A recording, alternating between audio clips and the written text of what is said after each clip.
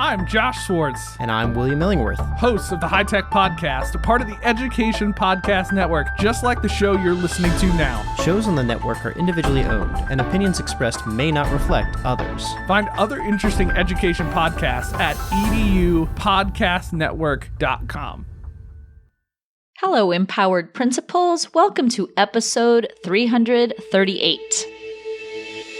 Welcome to the Empowered Principal Podcast, a not-so-typical educational resource that will teach you how to gain control of your career and get emotionally fit to lead your school and your life with joy by refining your most powerful tool, your mind. Here's your host, Certified Life Coach, Angela Kelly Robeck. Well, hello, my empowered leaders. Happy Tuesday, and welcome to the podcast. I hope you are enjoying a fabulous summer. I hope you are enjoying your June. I hope you have planned out your summer of fun, and I hope that you are in the Empowered Principal Facebook group celebrating summer of fun, posting about summer of fun, and getting your name in the hat for the $50 Amazon gift cards and 90% off the price of 1 year of the Empowered Principal Collaborative. Come on, let's go. I need you guys in there. There is no shame in your game. There's no reason why you can't be in here having fun this summer, winning prizes, and getting a 90% discount on the registration price for EPC. We want as many people in EPC as possible. The more, the merrier. And the more people we serve in EPC, the more empowered you will all feel. It's going to be an amazing school year. I am so looking forward. I have so much content to share with you guys. I cannot wait. So let's dive in. I want to talk with you today about letting go. So many of you are in your summer zone. You are thinking about last year, or maybe you're not. Maybe you're out having so much fun. I hope you are. But most of you are finished or almost finished by now. And there are things about the school year that tend to linger in our minds. They linger in our bodies. Things that went really well, of course, right? I invite everybody to look at what went well during the year, celebrate your successes, focus on what went well, what were the wins, what was accomplished, and what went smoothly, really embracing all of the things that actually did work. I know our brains do not tend to think about what worked. So we have to direct it over intentionally and say, hey, look at all the things we did do this year, all the things we did accomplish, the wins, the things that went smoothly, the systems that did work. We want to take those with us for next year. But if your brain is like every other human brain, it tends to be that we have certain memories, certain situations, certain conversations, certain circumstances that occurred during the past year that our brain and our body want to hold on to. So I want you to take a moment and think about what didn't work well. It's okay to go there. You're not going to drum up bad vibes for next year if you stop and look at what didn't go well. I want you to actually bring them up to the surface and think about what are those circumstances or conversations or situations that you felt like you didn't handle well or turned into a great big nightmare, or it just something seemed little but it ended up big, or somebody had an intense reaction you weren't anticipating. Think about those times. Now, as you're thinking about them, you get that pit of the stomach feeling, the butterflies come back, the angst, the anxiety, the worry, the guilt, the shame, the embarrassment, all of the yucky feelings that we never enjoy feeling. We don't desire to feel them. They come to the surface. We typically, what we try to do, we either try to avoid thinking about it. We try to push those feelings away and we resist it and we avoid it and we push it away. We're like, I don't even want to think about that ever again. But the problem is it's still inside of us internally. It's still in our mind, unprocessed. It's still in our emotional energy, our body. We feel it physically because it's still unprocessed. So in order to be able to let go of those negative, icky energies, those negative, icky feelings, you need to actually lean into them. I know it sounds counterproductive and it doesn't sound fun, and here's why. It's not fun.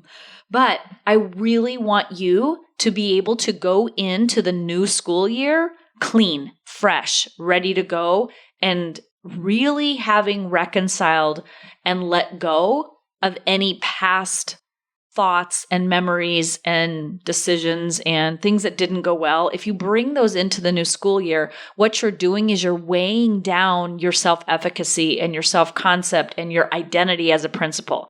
You're bringing those with you saying, oh, I'm a principal who screws up. I'm a principal who doubts herself. I'm a principal who doesn't really know how to do this job. Clearly, I'm a principal that upsets people, or I'm a principal that doesn't know how to communicate effectively, or I'm a principal that doesn't work well with parents. You are going to bring some kind of identity with you if you do not process the experience all the way through. So lean in to what did not feel good and notice like how heavy that feels, how painful it can feel when you think back to those conversations, those situations, those interactions, those decisions that had a backlash. And what we want to do in order to let them go is to learn from them. There's no school leader on the planet that doesn't get it wrong, misspeak, say the wrong thing, do the wrong thing, make the wrong decision according to whatever is considered right or wrong, right? People will be unhappy. There will be times that you overthink things and you procrastinate and people needed information sooner than you gave it to them.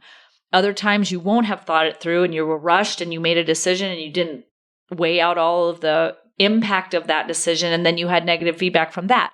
So you're a human running a school, doing the best job that you can, and there are hiccups. We trip, we fall, we make mistakes, we misspeak, we miscommunicate, we misunderstand. That's all a part of it. Guilting yourself, avoiding it, pretending you didn't do it, or over criticizing yourself, spinning out in it, because the opposite of trying to avoid it all is just perseverating on it. I know I tend to be on the perseveration side of things. I will lean into it deep and I will feel it so deeply, but I have a hard time letting it go. And so I've been studying myself. I've been watching myself in my entire life, personally and professionally, looking at how does a person let go? And the way I have found that it's easiest for me to let go is to lean in, acknowledge the feelings, and then ask them what I'm here to learn. I made this mistake. It happened for me. I want to understand what I think went well, what I think didn't go well, and why I think it happened this way, and what I've learned, and see the benefit in the mistake. See how the misstep invited you into knowing yourself better as a leader, deepening your skills, deepening your knowledge, having to hold space for your emotions, for other people's emotions, understanding how to make a decision or how to communicate a decision or how to roll out an initiative or to hold professional development meetings or how to better facilitate a meeting or how to better hold people accountable or how to better, anything, answer emails on time. Your job is so vast. There will be things that you naturally excel at and things that you feel aren't as skillful in your identity. Now, think of those things, let yourself feel them, and then ask yourself, what is still lingering for me from last year? Is there anything I'm holding on to that I'm bringing into my summer that's weighing down the fun I'm going to have or the fun I want to have? And what am I bringing into the new school year? And getting really honest with yourself. Do I want to bring these feelings, this energy, this identity, this self-concept of me as a leader? Do I want to bring this into next year? Or can I write my identity? Can I create a self-concept that empowers me because of the mistakes or because of my past experiences? Is there a way I can write the script of last year into a way that allows me to see it as empowerment? I learned this when I went through this hard thing. I really learned how to do this. I learned to think this way. I learned to make decisions this way. I learned how to communicate that way. I learned more about laws, policies, procedures, standards, special education, whatever it is you were dealing with. I learned more about XYZ. And now I can bring the learning with me. I can bring the growth with me. I can bring the progress with me. I can bring the improved identity. My self-efficacy actually has gone up because last year was hard. And I know I can handle hard things. I know without a doubt I can handle what comes my way. How do we know? I did it. The hard times are what allow you to know that you're capable. So letting go really is just a shift in how you see the hard things. When you perseverate on something that happened last year and you can't let it go. Have you ever had that thought, I can't let this go? It bothers me. I keep spinning on it. I don't know why. I just can't let it go. Ask yourself, why am I not letting this go? Why am I choosing to hold on to this story and this thought and this memory and tell it in the way over and over and over again, the way that I'm choosing to tell it? Another way to ask yourself is, how does not letting go of this story benefit me? Why am I holding on? Is there something that's protecting me, something that's making me feel safe, something that makes me feel better by telling this story? Is it protecting me in some way? How is it helping? And if you think about it, sometimes you're like, yeah, I can see why I'm holding on to this because it feels better to think it's that person's fault than my fault. It's easier on my heart to think that they did that and not me. Or it's, even though I can't let it go, they said this, they did that. It's better for me to blame them than to take ownership of my part. It's really hard to take ownership. But in order to let go and to be free from somebody's unkind words or negative feedback or a verbal, kind of slap down when you get verbally chewed out, right? Someone comes at you sideways and you have to look at those experiences and say, hey, what part of this is my ownership and what part of it isn't? Let them own their part, put their part back in their lane. You've got to take your part and you've got to own your part. But once you separate out the two, you don't have to take identity from another person. If they say you're not a good principal, or you're never this, or you don't communicate, or you're blah, blah, blah, all that feedback, you take the feedback and you look at it and you're like, okay, what if this is true? What do I want to own? Where do I want to improve and grow? And then what do I want to let go of? What doesn't ring true for me? And see how every single experience that you had last year, it really happened for you. It happened to teach you a lesson, to test your strength, to condition you and build you up and make you stronger, or to provide some wisdom or guidance or skill set or something. It didn't happen for zero reason. It didn't happen just to be mean or just to make you doubt yourself or just to make you feel bad. And it's very interesting to watch yourself make up what that circumstance means about you, about them, about the whole situation overall. Notice what part of the story is your brain creating and making up, and what part feels like fact. It's easier to separate when you can separate fact from opinion. Fact will feel much more neutral. Opinion feels very emotionally charged. So if you're having trouble letting go, of something emotionally or mentally, most often what's happening is you're not looking at the facts as much as you're focused on the opinions. What you made it mean when they said that, what you think they made it mean when you did something. We interpret and we create perspectives and we create stories around uncomfortable situations. So if you want to be free and clear going into your summer, going into next school year, instead of avoiding the negative things that happened last year, I invite you to lean into them and to study them. Why do they feel bad? Is it fact or is it opinion? What about this feels bad? Why am I holding on to it? Is it serving me to hold on to this?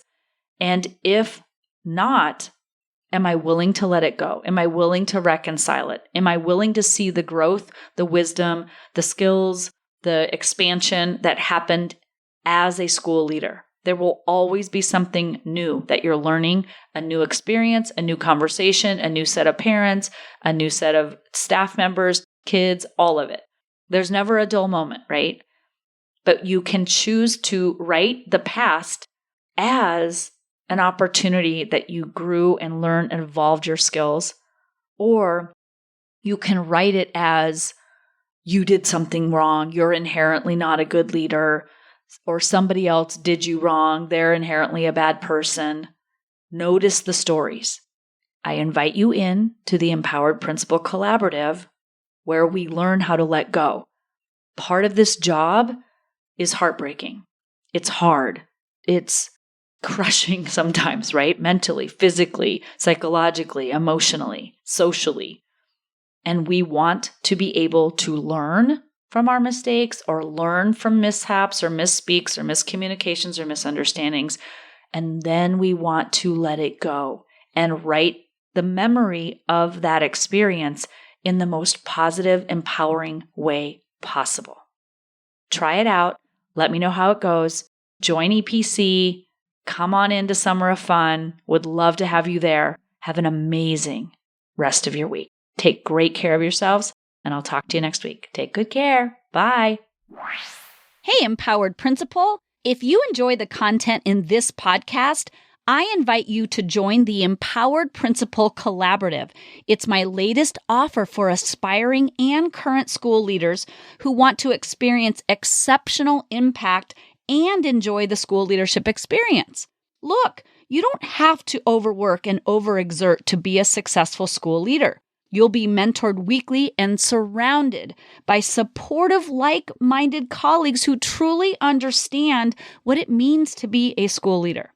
So join us today and become a member of the only certified life and leadership coaching program for school leaders in the country. Just head on over to angelakellycoaching.com/work-with-me to learn more and join. I'll see you inside of the Empowered Principal Collaborative. Thanks for listening to this episode of the Empowered Principal Podcast. If you enjoyed this episode and want to learn more, please visit angelakellycoaching.com, where you can sign up for weekly updates and learn more about the tools that will help you become an emotionally fit school leader.